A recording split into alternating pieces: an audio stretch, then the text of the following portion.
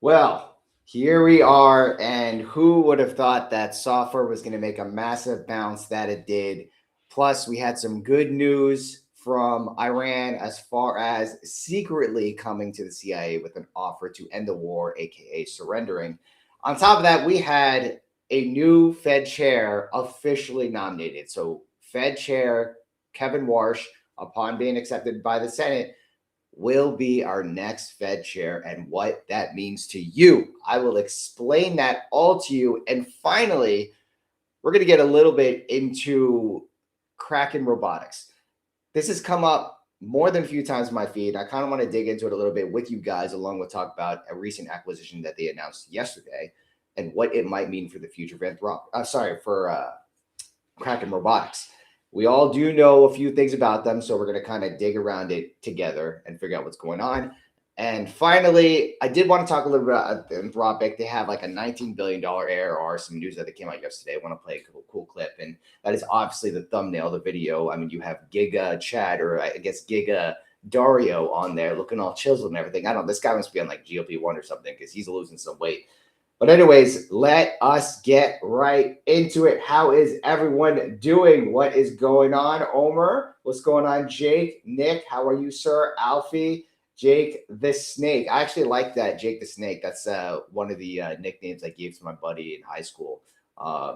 We actually talk pretty often, and yeah, his name is Jake, and I guess he is the Snake. He is still Jake the Snake. All right, so let's get into the show. The first thing that we're going to talk about over here is Anthropic, $19 billion ARR. They did release some news yesterday as far as how much they're getting. I do want to play the CNBC clip for you guys to kind of go over that a little bit longer and see what actually is happening with Anthropic and who the beneficiaries actually might be of this. There are a few companies out there that have stake in Anthropic, and they have like multi-bagged from then, and they'll, of course, continue to hold. So let's go ahead and take a look at the clip first, see what's going on over here on the panel. Let's turn to Anthropic. Some new reporting surrounding its growing revenue numbers. Kate Rooney joins us now. My biggest question, Kate, is this before or after the fight with the Pentagon? Right before, Sarah. These are sort of current numbers as of the last couple of weeks here, but really during, and you mentioned that face-off with the Pentagon. While that was happening, its AI business has been booming behind the scenes, at least from what we're hearing. I'm now hearing that Anthropic's annual revenue run rate, ARR, has topped $19 billion. It's nearing $20 billion. This is according to a source familiar with that company's financials. It's based on current performance, Sarah. So as you mentioned, during all of this back and forth with the Pentagon, up from $10 billion just at the end of last year. You look at a month ago, the run rate was $14 billion. When Anthropic closed its latest funding round, that valued the company at $380 billion. Anthropic's still not profitable. I'm told it's still losing billions per year. A source also telling me the revenue momentum is largely thanks to the success of Claude Code. So before the Pentagon spat, I mean, this was only a couple of weeks ago, the buzz around Anthropic was really around its coding capabilities. The improving features were one of the big factors spooking software investors and threatening their business models. Anthropic's momentum also really speaks to what's at risk here. With that Pentagon fight, the growth is under threat as the Pentagon now labels the company as a supply chain risk. We are seeing some defense companies dropping Claude after the Pentagon's announcement. Reuters now reporting that Lockheed Martin is expected to remove Anthropic's technology from its supply chain. CNBC.com has another look today at startups doing the same out of an abundance of caution. I am hearing similar themes for investors and CEOs in Silicon Valley. Their startups are now looking for alternatives, and many really built their companies, their startups, entirely on Claude, on that technology. The president also directed all government agencies to stop using Claude with a sort of 6-month ramp-off period. But for now, I am told by a source, U.S. military is still using Claude for operations in Iran, guys. Although we continue to see reports, Kate, that it has been extracted from, say, Treasury, from Department of State, some other agencies, right? Yeah, and it's entangled in a lot of these. I've talked to sources who say it's going to be a long time before they can sort of figure out how to replace Anthropic. That may be OpenAI based on them signing sort of a new government contract on Friday. But it can be tough to sort of, unwind some of this technology. And once it's really integrated with whether it's the government or an enterprise, I mentioned the sort of growth threat as we talk about that supply chain risk. A lot of these companies have been entirely built on top of Claude.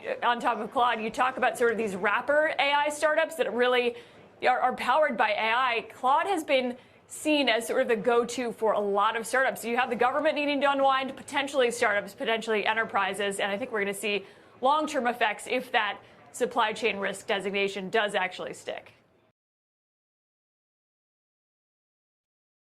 All right, so they are obviously doing well in terms of their annual recurring revenue. Now, what does this actually mean for all of us, right? So let's take a step back over here. We had the largest sell-off we've had in IGV software ETF since 2022. And since then, I feel like we kind of bottomed over here. We're going to take a look at some charts in a minute, see how some software stocks are doing, which I think they're doing considerably good. And now it's kind of, I guess, being reversed here because now you have the government stepping in on Anthropic, trying to ban them from all this stuff. That was like the news last week. It was the news earlier this week as well. But I feel like that news is kind of dissipating a little bit as people start to realize, like, look, maybe this got a little bit out of hand, which is exactly what I was saying in my book. The question was, when is it actually going to end? To this day, we don't actually know when it's going to end, but there obviously is that underlying fear there that, look, when you have all this agentic AI and cloud capability, you could possibly reduce your overhead by paying all of these licenses.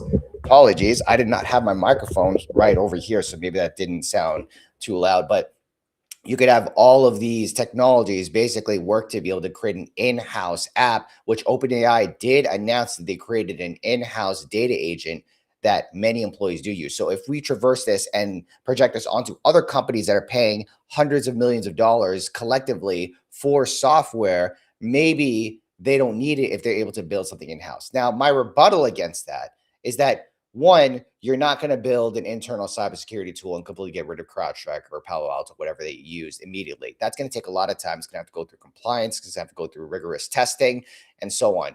You have teams that you have to build around it in order to be able to get that into production, where that is now your cybersecurity product. CrowdStrike, Palo Alto, and all these companies already had their software vetted and tested, right? They already went through all the penetration tests it's supposed to. They already went through all the compliance, whatever it is. Of course, these companies have to go through the compliance when they onboard the software. But CrowdStrike did that work for you. You're not just buying the CrowdStrike Falcon application or platform. You're buying the whole thing. You're buying the fact that you have a multi-billion-dollar company that's done this for years, able to bring it to your table out of the box, vanilla, shipped and ready to go. You can't build an internal application with agentic AI in 2 weeks and just replace your entire system. That's going to take a lot of time. And I think that's where the market came in, where the market was fearful, like, oh my goodness, we don't need ServiceNow anymore because some internal employee or some engineer internally built an application in 2 weeks and we can roll that out. So now we don't need to pay millions of dollars to ServiceNow and Bill McDermott. We could just do this on our own. That's not how it's going to work. There's multiple workflows, multiple testing, and entire teams that are vetted out there to continuously iterate on this process to develop new features and push them out to production, support teams that make sure applications are working fine. On top of that, you have product management teams that are able to facilitate the transition of new features into the system, as well as fixing any bugs. There's a lot more to this that the market got ahead of itself. And in my opinion, it's very possible we might have saw a short-term bottom in IGV. I want to pull up some charts over here, take a look. I do not have any positions in IGV. I have positions in software companies that I've had for quite some time. So I'm going to continue to hold those. Let's take a look at the chart. We'll get a little bit more into it. Whoa, holy smokes. Let me actually share this real quick.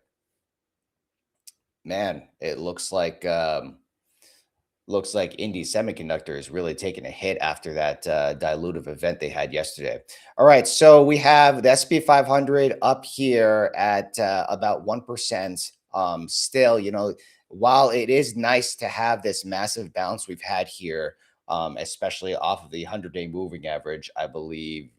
No, that's the weekly. So the 100-day moving average, it did gap up above the 100-day moving average. We actually had one of the first closes below the 100-day. Actually, the first close below the 100-day moving average on SPY in a long time. You see here that have tested it multiple times, especially last November, but we've always had that massive rip to basically go up it. And we've seen it get bought over and over and over again every single time it dropped. And we continue to do the same here. But if you look over here on this chart, it looks better, but you have possibly either a chop more sideways or a trend continuation to go down, right? So we've seen this happen before where it recovers all the moving averages and boom, massive rejection. Not sure if that's going to happen, but this time around, what we do see is that the 20-day moving average moved below the 50-day moving average. So let's keep that on the radar. And the SP 500 now is selling above is trading above it's coming into the 50 EMA on the daily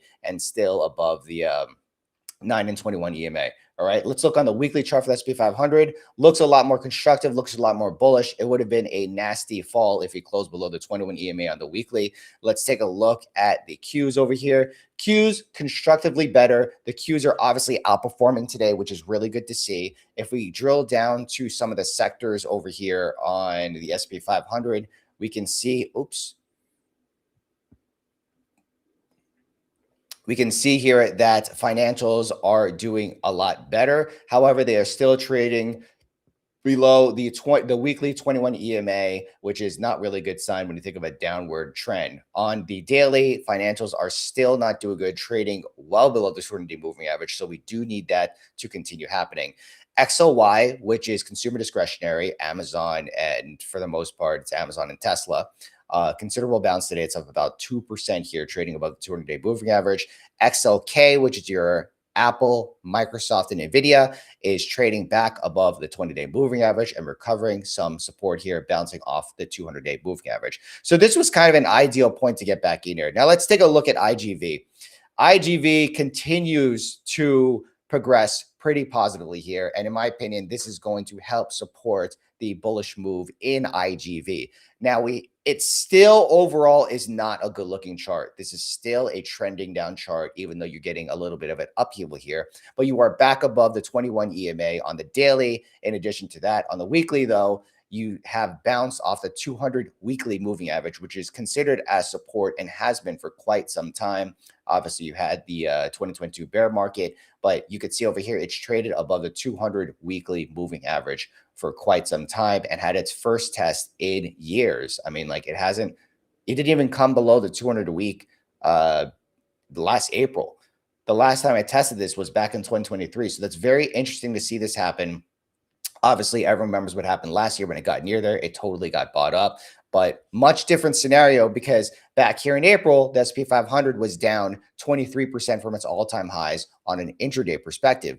Today, it's down like 1 or 2% from its all-time highs. So it really doesn't make sense to me. I'm still a little bit cautious. I'm still holding my software positions, but under the hood for a lot of software stocks, things are definitely looking a lot better than they did last week. If I scroll down here to my software basket, we could see here that ServiceNow is trading around 115, which is obviously not a good looking chart still. If we do look on the daily, we did recover that 21 EMA and that 9 EMA. Oh, someone's trying to log into my trading view, as well as the 20-day moving average. So looking a lot better. One of the software stocks that you guys know I'm very bullish on is ZETA Global. Definitely looking a lot better, in my opinion. And I call this out on Twitter to the subscribers as far as what I'm seeing with ZETA. I did not size up in this position. I want to see some continuation here if we get back above these moving averages. I'd rather size up in terms of short-term calls if the market looks a lot healthier. And also if we get it back above the 50-day moving average. But this is certainly looking a lot better. And in my opinion, the company still trades pretty cheap. Palantir was the first to bottom out of all of these software stocks because they were used in terms of the Middle Eastern warfare when we attacked Iran. And they disclosed it, even with Anthropic, they disclosed it. And this thing has reversed course very, very rapidly. Palantir here on a volume candle has had pretty decent volume days before, and we're going to see this close out. We still have 1 more hour for the market to close, so it's likely not going to fill in this volume right here. And finally, I did enter a position yesterday Amperis, which is more on the battery for drone technology in addition to other robotics. This is up about 7.5%. Shout out to the people who followed me on that one. That one's doing pretty well. One of the things that I did call out here is that it broke above these moving averages and closed well above them, which would probably facilitate further upside. So that position is doing quite well. Still sticking mostly to shares, but that is how far things are going on in my book. Same here. Did raise my cash position, some swing trading thanks to the sideways moving. Yeah, I mean, honestly, if you're like a trader, swing trading gets very difficult in these scenarios because of the fact that we've basically been shopping sideways since October. So if you're swing trading, you probably want to set stops a little bit closer here, and you probably want to take profit a lot sooner and just leave some runners on the table if you do want to do that sort of thing. For me, I'm trying to do some swing trading, but more on a longer time scale. But that does involve sitting through some chop, sitting through some short-term drawdown. But at the end of the day, we're still doing quite well in the year, and not as good as we were certainly doing at the beginning of the year, but certainly not nearly as bad as a lot of people who've gotten murdered out there. So I wanted to step into the next portion of the segment and we already went through the Anthropic 19 billion and what that might mean as an effect. We actually see here that Amazon is up about like 3% today, which is pretty crazy, but that's also good news because if you are having a resolution of the Strait of Hormuz incident, or Iran is basically under the radar surrendering to us, then it's possible that we might be able to see supply chain and logistics improve. Therefore, the uncertainty is off the table. So what does that mean for stocks? That means for e-commerce companies are generally going to do a lot better as long as the supply chain is not disrupted. These companies have to ship a lot of materials globally. Okay. So what is the number one scare when we think about the war? Okay. Honestly, I'm not going to be insensitive to the things that are happening out there. People are dying. Innocent people are dying. Okay. I get it. But we're here to talk about the stock market. So let's discuss that. If you have conflict, especially in the Middle East, you are talking about a lot of fuel being used, a lot of tension on top of that. The fact that it's the Middle East, great exporters of the entire world of oil are based over there. So you're disrupting that whole supply chain by having war. So actually, Stock Sniper explained this very well earlier on the BitGet space. And the thing that we need to remember is that if you have any type of disruption in terms of the oil logistics, that will cause an issue where supply gets constrained and demand goes higher. So in terms of the stock market, when you constrict supply and you increase demand, you are basically elevating the price of barrels of crude oil, which in this case, oil went up as much as $75 to $80. If that happens, there's an underlying fear that this is going to dissipate into other realms of the stock market. When you increase oil prices, that affects everything. It doesn't just affect travel, because if you think about transporting all these products around the entire world, that means they have to increase the cost to their clients. And if those clients have to increase the prices of their goods, that means they have to pass those costs over to the consumer. And if the consumer sees higher prices, they might either buy less or they might not buy at all. And if that happens, revenues go down. If revenues go down, earnings go down. And that is the effect of seeing higher oil prices in the stock market. Of course, there is the Fed in this scenario and so on, but that is the downstreaming effect of seeing higher oil prices. Inflation leads to higher prices. Higher prices means a more strained consumer. A more strained consumer in a very fierce consumer-driven economy will lower GDP and therefore lower output, meaning that the Fed might not increase rates as much if inflation stays sticky. It is always the Fed, guys. 99% of the time, it is the Fed. Don't fight the Fed, all right? So I'm going to hammer that one home. You probably heard that so many times, and I apologize. I've actually been talking so much, and I'm not really feeling well today. But yeah, let's move on to the next segment. Actually, I want to touch on this. The market is overly optimistic for the resumption of the Strait of Hormuz, CNBC, but also other sources. No, that's very true. I mean, when you think of the pendulum swinging back and forth, okay, people get very bearish.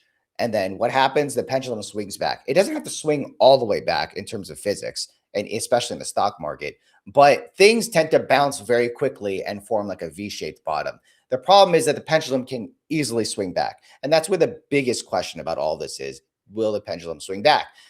For me, I'm still a little cautious. I'm not trying to press anything crazy. I've been pretty defensive the whole year, not trying to go balls to the wall bullish or anything like I have been since April into like late last summer. October was like the, hey guys, or hey Sam, you need to like chill out with a lot of the trading and call buying and everything like that. That was like the line in the sand for me. And that continues to be the case this year. All right, so let's move on to the next segment. Warsh is officially nominated as the Fed chair. All right, I actually had some I had a tweet that I released on this one. Oops, I'm on the wrong account. All right, so here we go. Oh, that's not mine. All right, over here. So we had Kevin Warsh nominated as the new Fed chair, which of course the nomination letter came from the president's office, and he has to get voted into the Senate before he serves 14 years, which would start from the nomination February 1, 2026. So 14 years is a long time. Can you really believe that like Jerome Powell was the Fed chair for 14 years? Like it's so weird to fathom that, because when we think of the Fed, we've been thinking about Powell, and now we're going to think about Kevin Warsh. Like it's going to be weird fathoming that. But of course, we have all of the memes and everything that will start coming. Kevin Warsh is he's portrayed as being pro crypto. Now, is he actually going to enact on those beliefs? We'll see. But crypto is certainly rising since then. Actually, let's take a look at the crypto chart real quick, and let's take a look at some technical analysis over here. All right here. So we have over here crypto is at 73.5K. That's a monster green candle, guys. Like that is like, wow. That's actually one of the largest volume candles we've seen since basically last February when we had that massive drop in crypto. This is a huge candle over here. So it still needs to get back above.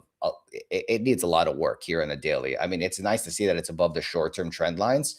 But we do need to see some recovery here on the weekly chart. Like this still is a horrendous chart. So like, am I buying crypto right now? No, I already added like very small size to my long-term portfolio in crypto, but I don't plan to do. Oh, wow. BMNR is up 10%. Kudos to people who might have caught the dip in that one. But I mean, geez, unless you like waited until yesterday to buy BMNR, like you are just red in this position. So guys, you got to be careful what you tack on when you're trading stuff in the stock market. Also like what you're buying, like do your due diligence, do your research, and don't like FOMO into stuff because all your friends and all your buddies are buying it. You know, do your own research, build your own conviction. And if you really did have that conviction, you'd have no problem holding. In fact, you'd probably add to the position if you really did believe in the BMNR thesis.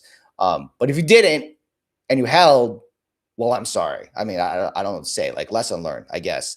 But crypto is looking a lot better today than it did yesterday. That weekly chart actually isn't that bad either, but we still need some volume developing on this candle. This is a daily chart, weekly chart. It still has some volume it needs to develop. Like this was like a massive like sell over here. Like look at all this volume on the weekly, right? Like this is, you don't want to knife catch this. You want to kind of buy it, or I would probably start swinging if you like start recovering the 100-day moving average over here. But it is nice to see that we didn't go below the 200-week, but we are well below all the moving averages.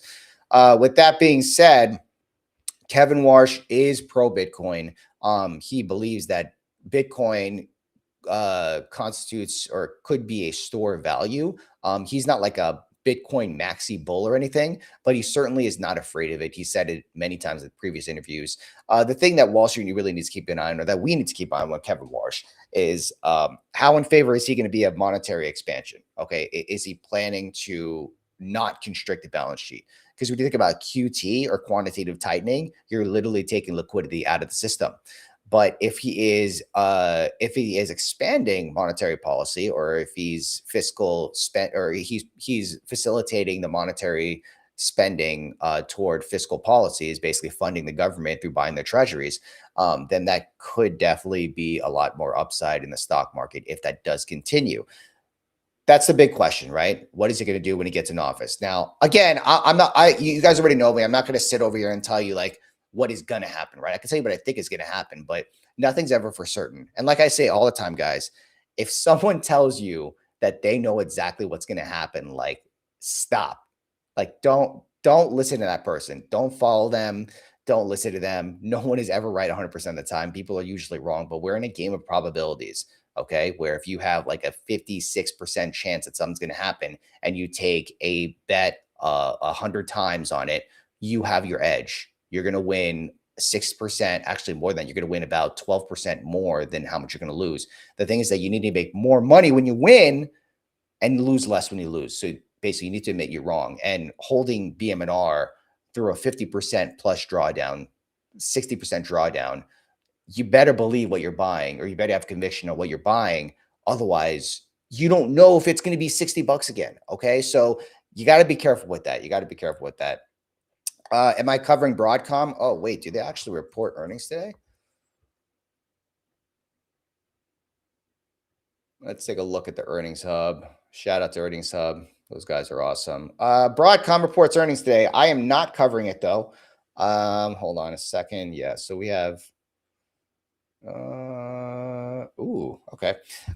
So Broadcom is reporting earnings today, which is pretty cool. So is RGTI, Rigetti, quantum computing. Quantum computing is like, I mean, there's obviously a belief to it that I just don't see when it comes to quantum computing. It's very difficult for me to be bullish quantum computing, to be completely honest, because we've heard arguments from both sides. But I mean, if I were to bet on quantum computing, it would just be IONQ. It wouldn't be like Rigetti or any of these like other crazy quantum computing names. But I mean, who knows, guys? Who knows? AEO. Oh, wow. Sydney Sweeney's reporting today. That's an interesting one. Weeble's reporting today. Okta, cybersecurity companies reporting today. Competitor of CyberArk. Viva Systems reporting today. That's healthcare software, basically. I mean, to be honest, a lot of these software companies are reporting today. It looks like the market is back when it comes to some of this stuff. So I wouldn't be surprised if those gap up tomorrow after the earnings. And what is this one right here? Microvision? Never heard of that one. That's an interesting one. I like to look up a lot of these small stuff. Oh, PAGS, Brazilian bankers reporting earnings today, and a lot of other companies as well. Like, dude, I haven't, like, you know how many stocks there are on the stock market? Like, this is crazy. I never heard of half of these companies. And this is why I prefer to buy things that are like more down here than like the things that are all the way up here, like Broadcom. I mean, I guess that would have worked a couple years ago. I used to own Broadcom and I used to trade it, but like I don't. The valuation is, I think the valuation is fair value as it is right now. Obviously, look like 2 or 3 years into the future, the valuation might look a little bit more attractive, but it would. You're not really going to get a double in Broadcom without like the entire stock market going up. So. That might be Michigan's edge. Genie reported this morning. They're down 6%. That's unfortunate. Yeah. So tomorrow is going to be pretty important. So is today. Obviously, Broadcom's reporting today. Marvell Technologies reporting tomorrow as well. Costco, IoT or Samsara, Gap, and a bunch of other stuff. Petrobras, Guidewire, and a few other companies are reporting tomorrow. So I'm not going to be doing those live, but I'm sure Amadeus will. So, feel free to check his channel out. I'm sure he's going to be doing it live for Broadcom as he does every single day. Any new thoughts on Rubrik cybersecurity after crowd check earnings? Yeah, I mean, I have to kind of check, but this is being pulled down with software as a whole. So this really is not much I can say about this. I've already talked about the theme many times. Which Mag 7 do you own? I own Amazon. I own Meta. I think that's about it as far as my Mag 7 stocks. You're not really going to get a double or triple on these Mag 7 stocks. So I prefer to look for mid cap stuff. And that's where most of my alpha has been this year and last year, or toward the end of last year, as is like the mid cap scene.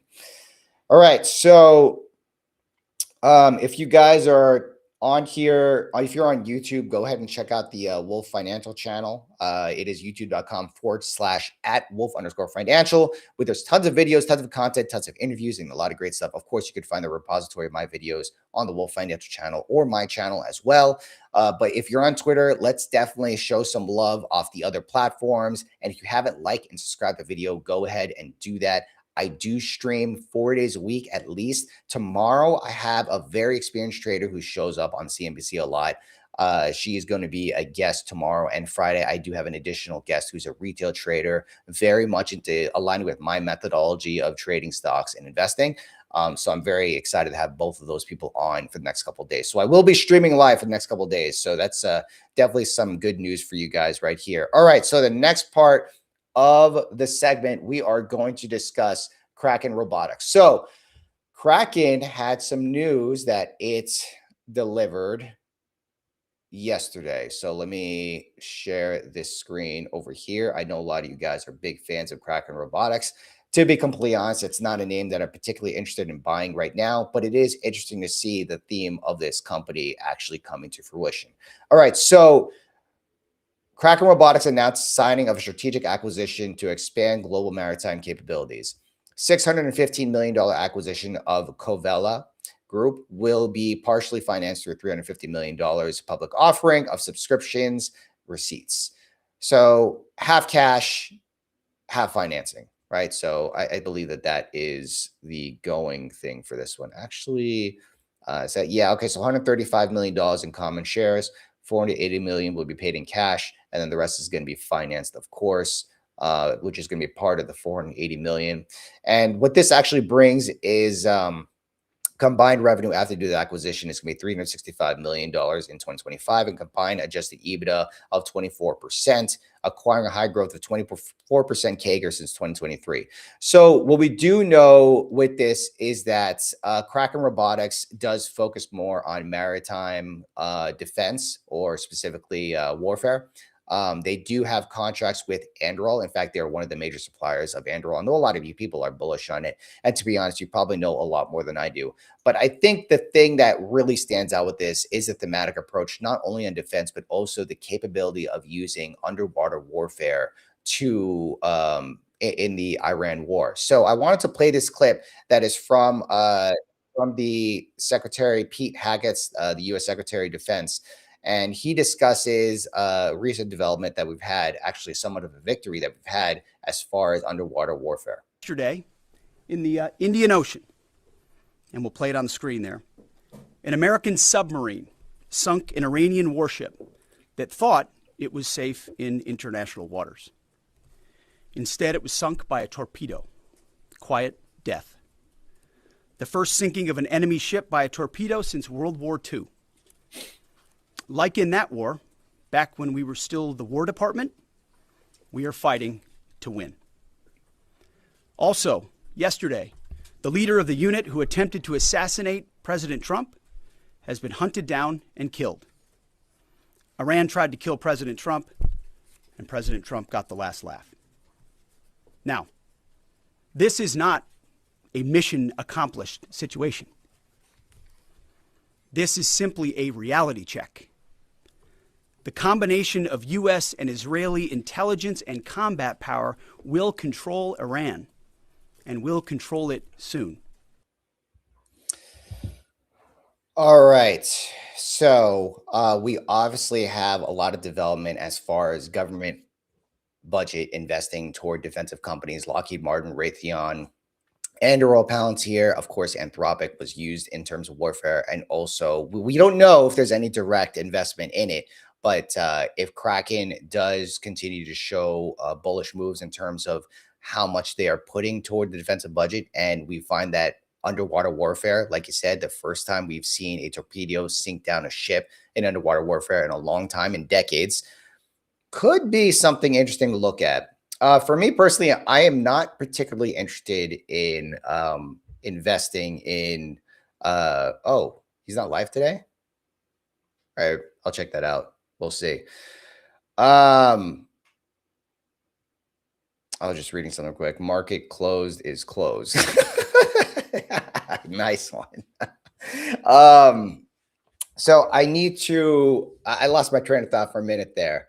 Damn, if he's not doing it, maybe I should do it. Bring the stuff to you guys. We'll see. I'll send him a message, see if he's doing it. If not, maybe I will be streaming the Broadcom earnings. We will see. But anyways, guys, if Kraken Robotics is part of this bull case with underwater warfare, which I know I know StockDoc's been looking into a company for underwater warfare. I don't think he would be particularly interested in this one. I mean, we'd have to check with him on it, but this could be a possible play. I'm more of someone a picks and shovels person. So like, who are their suppliers as far as Kraken Robotics? You know, let's actually take a look at this tweet from Michael Seekan, who is part of the Wolf Crew. And he's very much into Kraken Robotics. Oh, my screen messed up. All right, so he says over here, and I'll share the post with you guys on the stream. There you go. Yeah, so that's Michael Seekan. Go ahead and give him a follow if you're bullish Kraken Robotics. I mean, it's definitely something you want to deep dive into. Oh, okay, so maybe I will do the stream tonight. I need to take a little bit of a break before I do, so I'll probably end this one early and then do that stream in a little bit, if anything. But what we have here is a lot more information that really comes from the release, but he also has his thoughts about it. Covella's Sonardyne subsidiary also powers Anduril's subsea drones and seabed sentry, increasing Kraken's supply lock-in revenue from potential Anduril. All right, actually, you know, let's take a look at a Kraken chart.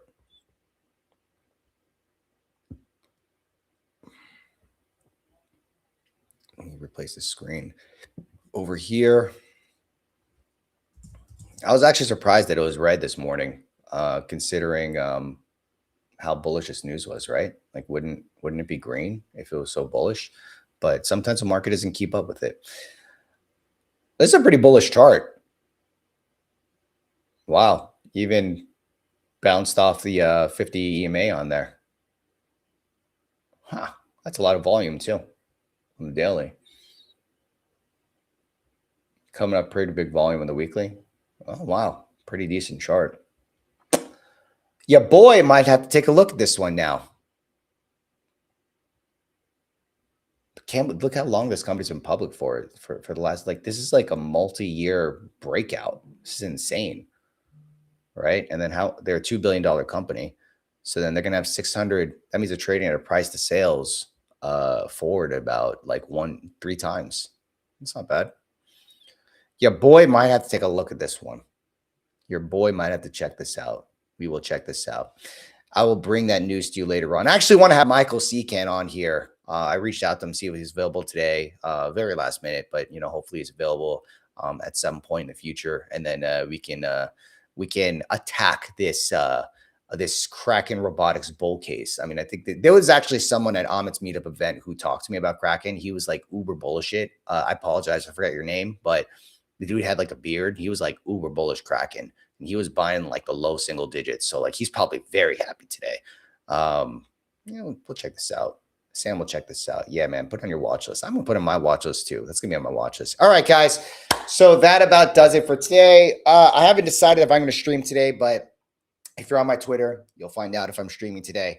Of course, go ahead and like, subscribe to the channel, the Wolf channel as well. Show some love over to the Wolf guys. Those guys are bringing all great and new things. The stocks on Spaces is going right now, but I will check to see if I have availability to do the market close today. Anyway, guys, thank you very much for coming. Really appreciate